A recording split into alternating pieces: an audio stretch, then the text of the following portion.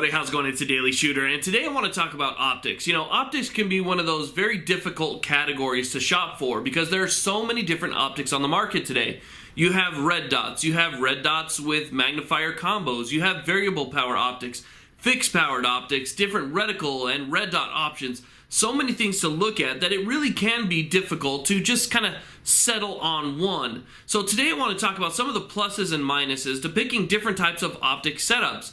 I actually have a favorite that I've recently started using that has really kind of stood out to me as being kind of an all-around platform. So today I want to talk about that. Maybe I can help you make a decision as to what type of optic would be best for you. Now behind me here I have several different types of setups. I have a variable magnified 1 to 6 power, a 1.5 to 4 power, a standard red dot, and a red dot with a magnifier. So I'll give you all the plus and minuses to what I've experienced with those, and maybe you can take a little bit from that when you're shopping for an optic. Okay, so let's start by taking a look at some of the optics that we're going to be using for our comparison today. And we're going to begin with the most basic of those optics, which is just your standard red dot sight. The red dot sight that I have on the table today to demonstrate that is going to be the 6-hour Romeo 4A, which is a great priced, very tough little red dot optic. But I say it's the most basic because it doesn't have any magnification and it doesn't have any reticle options. It just has a single 2 MOA dot, and that's it. No frills other than toughness and a good price. Now, moving on down the table, I have a Holosun. This is the Holosun 503GU, which is also just another basic red dot sight. However, it has 2 reticle options. It has either a 2 MOA dot or a 2 MOA dot with a 65 MOA reticle ring around it. This is also paired up with a Vortex VMX 3X magnifier, so it does have the ability to be magnified with that 3 times magnification behind it. Now, moving down the table here, we have a Nikon P223. This is kind of moving up because now we have a variable magnification scope. This magnification scope goes all the way from 1.5x magnification all the way up to 4.5. So it does give you almost no magnification all the way up to a 4.5 times magnification. So a little bit more options when you get to that scope. However, it's not illuminated like a red dot, and we'll go ahead and we'll get into that in just a second here. At the bottom of the table, we have a primary arms with the ACSS illuminated reticle 1 to 6 power magnification. So this basically goes all the way down to no magnification and up to 6x magnification with an illuminated reticle that is daytime bright. So we do have a lot of different options on the table today. Let's go ahead and talk about a red dot versus a red dot with a magnifier on it first. Okay, so on the table right now we have our 2 red dot optics. We have our standard red dot with no magnification behind it, and we have our red dot that has a Vortex 3 times magnifier behind it. The reason that I'm starting with these is because I feel that this is probably the most popular setup for people that own standard 16-inch barreled AR-15s. The reason behind that, and the reason you might want to think or even consider buying one of these, is because this is a very simple option. They are affordable.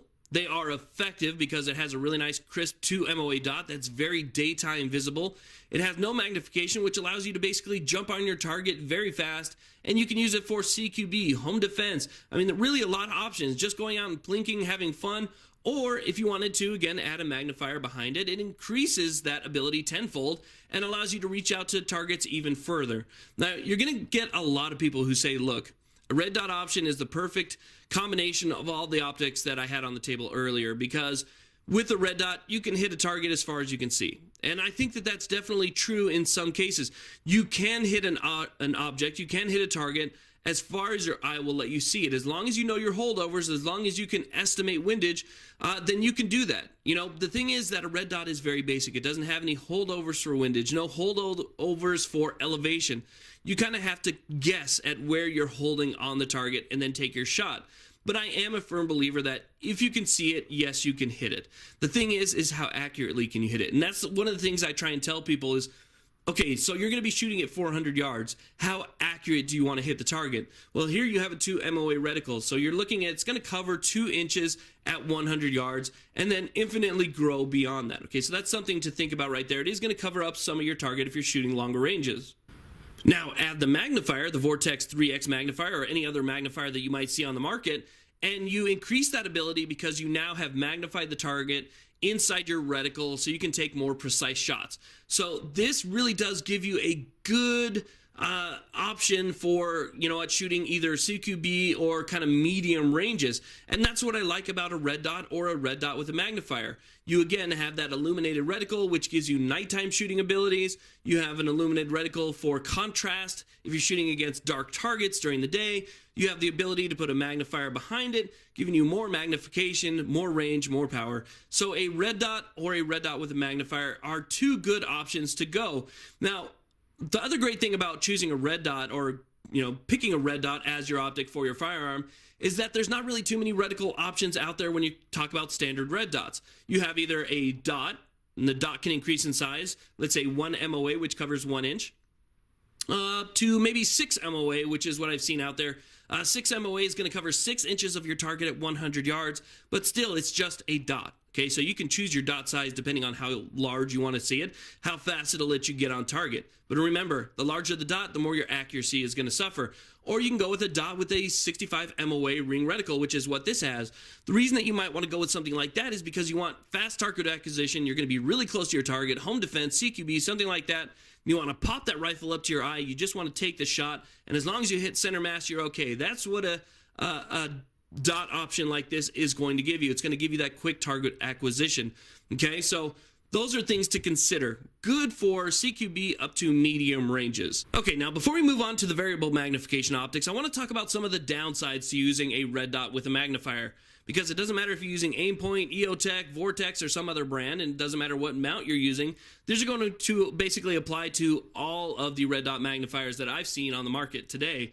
The first problem that I have is that no matter how you move it or which mount you're using, in order to move that magnifier out of the way of the red dot, you have to swing it to one side or the other. So even if you're moving it to your off eye or your off area, it still impedes your field of view. So moving it left or moving it right, it doesn't matter. You still have this large magnifier kind of in the way of that overall field of view. And that's one thing that I would consider a downside. Another thing that I consider a downside is the eye relief. I mean, if you're watching this video and you have a magnifier, and again, the only magnifiers that I've used are Aimpoint, EOTech, and Vortex, the big downside is eye relief. I mean, the eye relief is just, it's atrocious.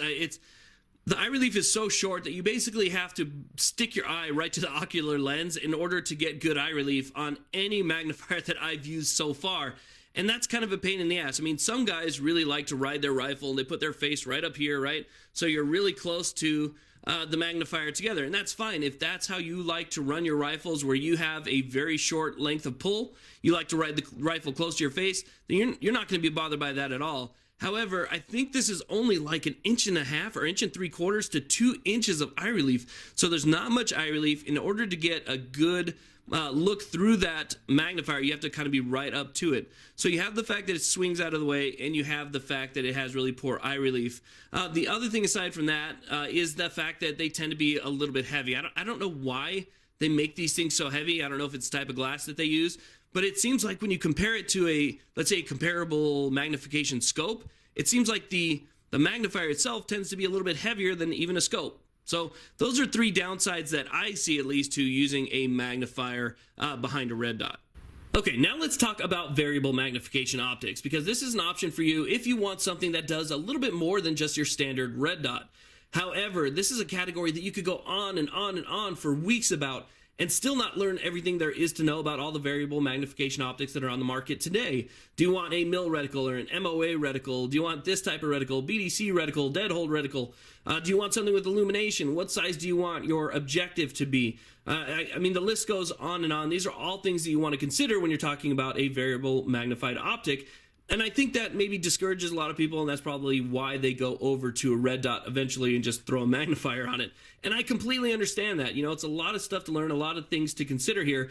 But thankfully, companies these days are actually making things specifically geared towards not only just the rifle, the modern sporting rifle, the AR-15, the AR-10, but geared towards a specific cartridge. So if you're building a rifle that's 4.223 or 5.56, you might have something like this Nikon P223, which actually has a reticle designed exactly for that particular cartridge. So it kind of takes some of the guessing game out of it. You might also have something like this right here. This is designed for a 300 blackout or 7.62. It has a reticle that is designed exactly for that.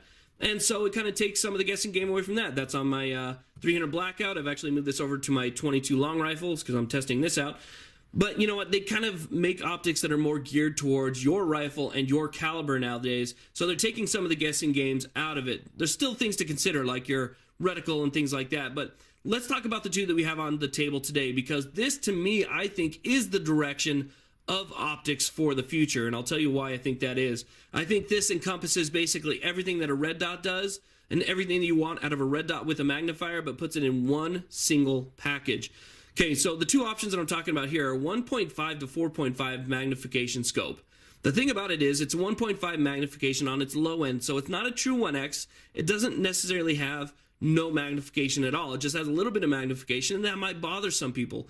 This also does not have an illuminated reticle. So if you're somebody who's looking to go shooting at the range, or if you're somebody who knows you're going to use this for plinking, hunting during the daytime, whatever the case might be, you don't need an illuminated reticle. You don't need it to go all the way down to a perfect no magnification 1x.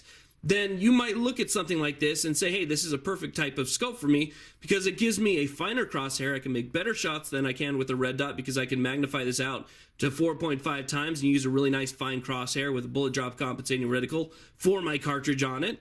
This might be something you want to look at. Now, let's talk about this one right here. And this is the optic that made me think that this type of optic could definitely replace a red dot on all of my rifles, and I'll tell you why I think that is. This really does encompass everything that you need to or get out of a red dot. This has an illuminated reticle and has an illuminated chevron that is daylight bright.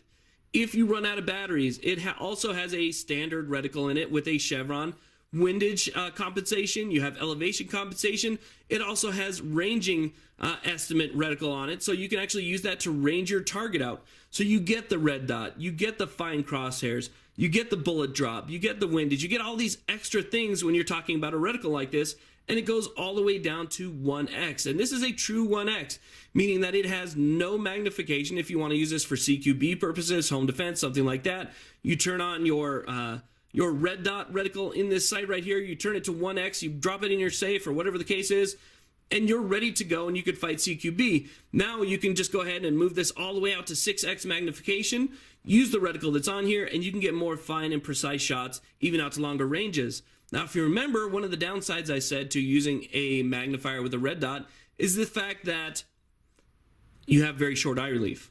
Okay, short eye relief. On this, generous eye relief, almost 4 inches of eye relief, almost 4 inches of eye relief on this one as well, but still you get the same red dot. Now let's talk about something else. This is obviously a lot bigger. This takes up a lot of rail space. So you do have that. But however, if you're talking about magnifier and a red dot, this weighs about the same as the Holosun with the VMX on it. Another thing to consider is if you decide to go in a route like this right here, the variable magnification optic that has an illuminated reticle on it, there's nothing to flip out of the way. When you want to go to a true 1x, it's not quite as fast as using a red dot with a magnifier because you don't just flip it to the side, but it's fairly quick when you just take the ring and you rotate it down to 1. So I would say that it's going to take you an extra 1 second, maybe 1.5 seconds to go from a full magnification down to a one-time magnification versus a red dot with a magnifier. Okay, so you do lose about a second, maybe even a second and a half, and I know that means a lot to some people.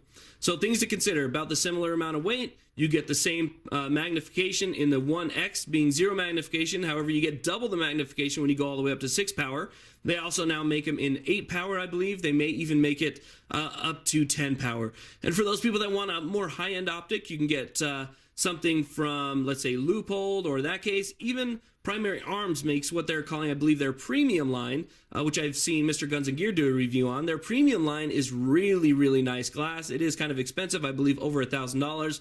But again, you get what you pay for. You get that nice, clear, premium glass and all the premium extras. So again, things to consider when you're talking about variable magnification. You are going to have to figure out what type of reticle you want to go with.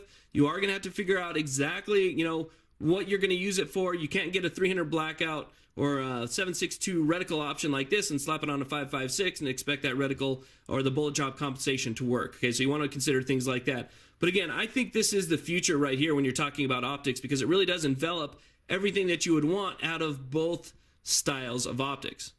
Now, the one thing I should mention before you even start looking for an optic is that you should know what you want it for. Okay, so before you start shopping, know exactly what you want it for. Do you want an optic for hunting? Do you want an optic for home defense? Do you want an optic for plinking, precision shooting, long-range shooting, maybe for competition shooting like 3-gun? Okay, think about what you want it for, and then think about what fits you best. Is it weight that's going to be your issue? Is it speed that's going to be your issue? Is it long magnification that's going to be your issue? And then go ahead and choose between these two platforms. Remember that one of these is built for a little bit more long range and precision while also being capable of CQB with illuminated reticle. One right here is meant primarily for CQB out to medium ranges with a really easy to pick up bright reticle. You don't have to worry about any type of reticle options. And you have the magnifier that you can flip out of the way for quick, easy access to 1x and then flip back for easy access to 1, maybe even 6x these days, I think I've seen.